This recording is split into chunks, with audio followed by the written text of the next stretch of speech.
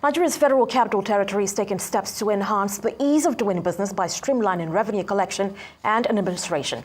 Now, the move aims to simplify processes for businesses operating in the FCT, reducing bureaucratic delays and improving efficiency. This initiative is part of broader efforts to make the FCT a hub for commerce and development in the country. Acting FCT-IRS Chair Michael Ango joins me now to discuss this further. Good morning, Michael. You're welcome to the show. Good morning. Right, you're most welcome. Just a couple of months ago, we saw a 53.5% spike in collections and remittances from the FCT-IRS. That's in relation to the first half of 2023, of course. What can this growth be attributed to? Well, thank you once again for welcoming me. I think I would like to start from the overall purpose for which the organization or the FCT-IRS exists.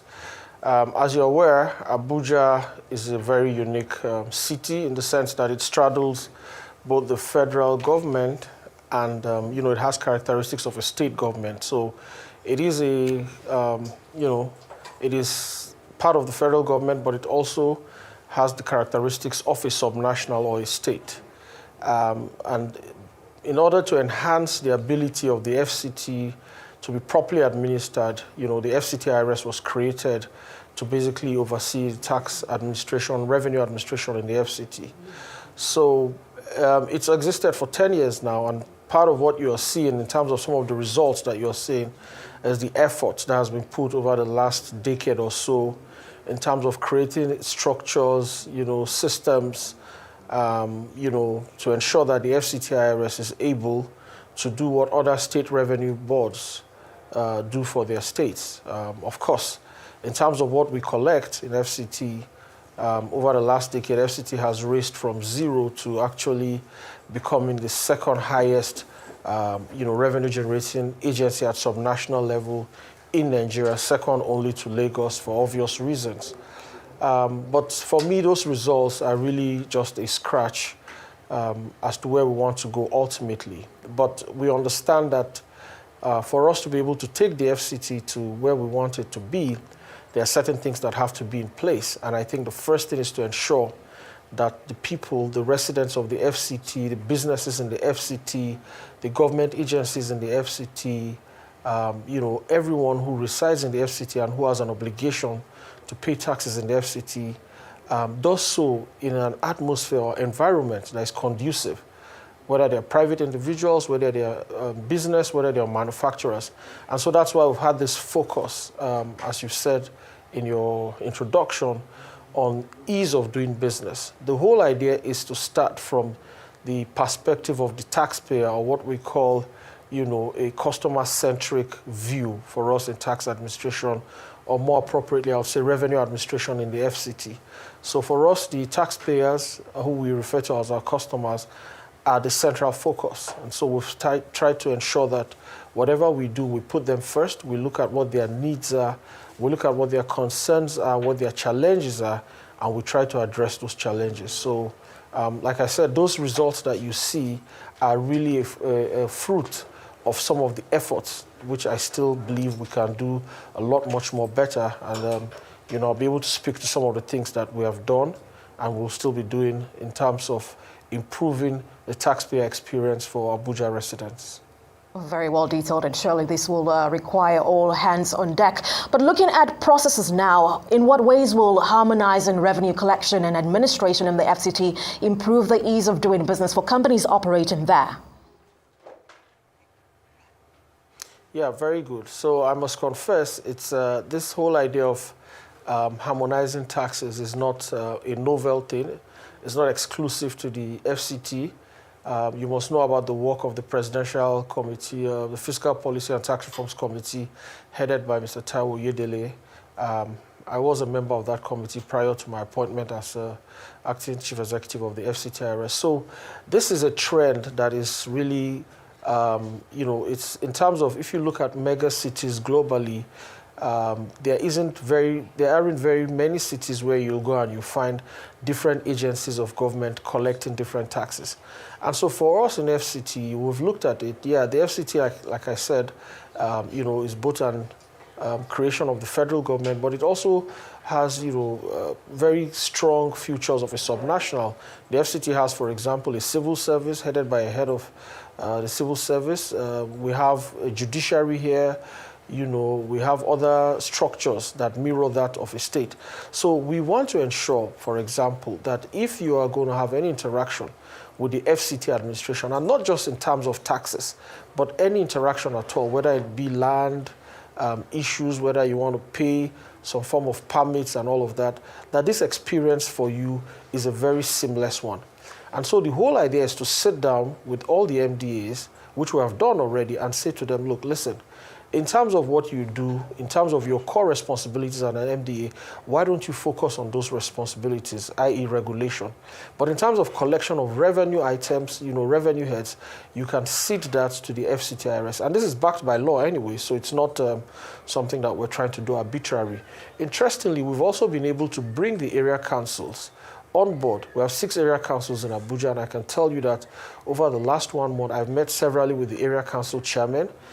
They're all aligned, under the leadership of His Excellency, the Minister of the FCT. We've all agreed that we want to make the FCT a model city.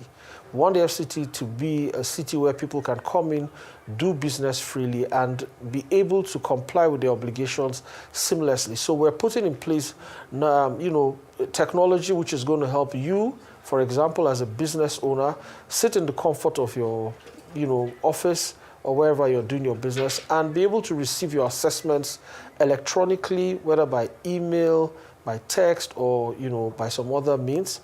You can log into the platform which we have created and which we're going to introduce very shortly, where you would find out what your requirements are, and then you can get your tax or revenue assessments, you can pay, you'll get your receipts.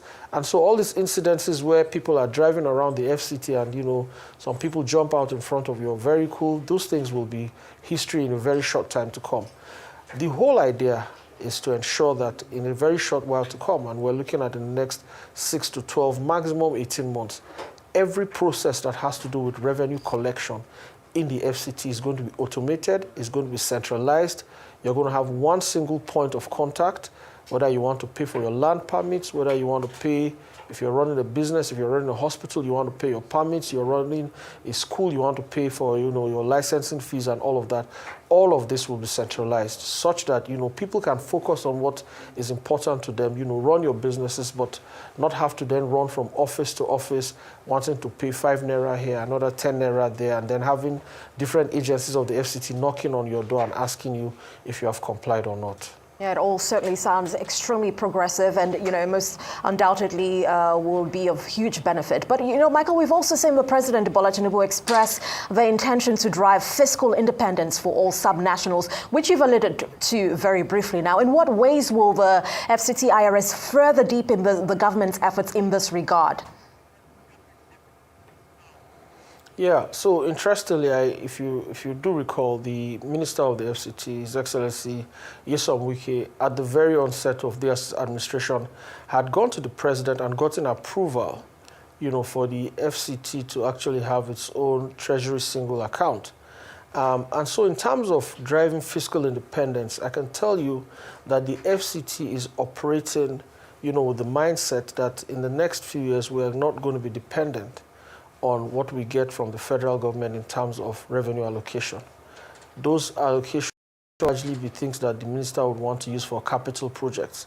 In terms of the recurrence, in terms of overheads, in terms of paying salaries, what we want to do is to be able to fund that from our internally generated revenue, from our taxes, our levies and fees.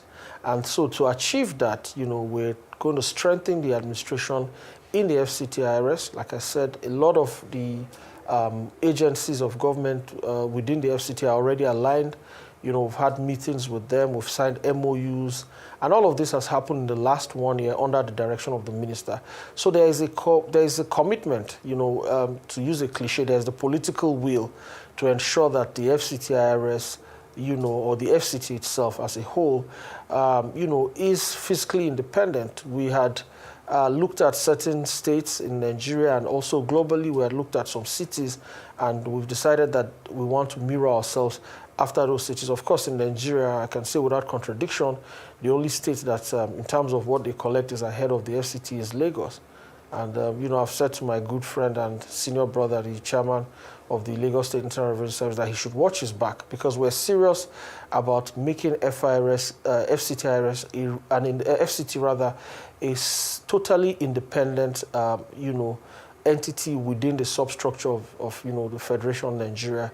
And I must say, that I've gotten total support from the Honorable Minister of the FCT, who has shared his vision with me and he's given me an idea of what he wants to do. As an aside, I like to mention this. The FCT will be 50 years in 2026, and the Minister has shared certain things with me in terms of what he wants the FCT to look like in 2026. And so he needs the money. We all need the money to do those things, to build infrastructure, to improve the entire experience for people, residents and visitors in the FCT. So in terms of building our fiscal independence and, ensuring that we can fund our activities, the FCT-IRS is certainly taking the lead. And I'm sure in a few months or weeks, you'll be hearing complaints about us, positive complaints, of course, because we're going to be knocking on doors, asking people to comply and to ensure that as Nigerians and as residents of the FCT, we pay our fair share of taxes so that we can provide a city that everyone will be proud of. Positive complaints. I've never heard a better oxymoron. But, let's look at the other end of the spectrum, Michael, when we're looking at the taxpayers. What specific challenges have businesses in the FCT faced in the past owing to the revenue collection system, and how different do these bottlenecks look now? Yeah, I think the first challenge really is the fact that we've really not been light in terms of taxpayer enlightenment, taxpayer education, and even the taxpayer interaction. Of course, there are many reasons for this. The FCT-IRS is actually a small organization in terms of personnel. But thankfully, with technology today, we don't have to be present physically to be able to pass information across to taxpayers. So the other thing we're going to be doing significantly is use of technology. Today, as I speak, we have a very interactive portal where you can go, and if you visit that portal, www.fctirs.gov.ng, you can register as a taxpayer, you can get your tax assessments, you can make your payments, you can apply for your tax clearance certificates, and we have a functioning, contact center where you can call and ask for information. But more importantly for me is what I have termed 4 Ps, so those 4 Ps are really about people, about platforms, processes, and partnerships. Even though those 4 Ps are, more local to the FCT-IRS, but in terms of the larger FCT, these 4 Ps are also going to be important. So the whole idea is that we are ensuring that our people, whether it be within the organizations or the taxpayers, are the most important, items on the menu, as it were. They are the people who, everything we do has to be geared towards providing service. And then we're going to create platforms, technology, use of technology. We're even going to invest in providing systems for other sister agencies within the FCT-IRS so that there's a technology, there's linkage in terms of all of the agencies.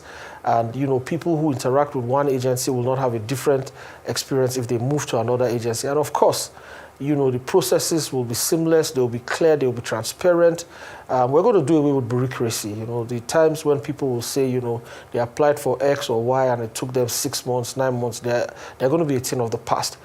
More importantly, also, we're going to have very strong partnerships, interactions with government agencies, non-governmental agencies, international organizations. Abuja, as you know, is the capital city of Nigeria.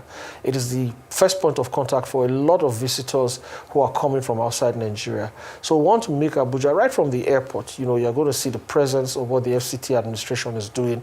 And in terms of what we're doing to ensure that, there's a seamless revenue administration in FCT, you're going to see it for visitors, for people who come in. As I said, in another 2 years or so, we're going to be celebrating the 50th anniversary of the city. And I want to tell you that by the time 2026 comes around, Abuja should be able to stand shoulder to shoulder with many of those cities that you and I usually visit and marvel. Right, a lot to look forward to, it sounds, and we certainly will be keeping our eyes peeled on all this great work and promises. Michael, I want to thank you so much. Unfortunately, time is not on our side and we have to wrap up, but many thanks for joining us on the Global Business Report.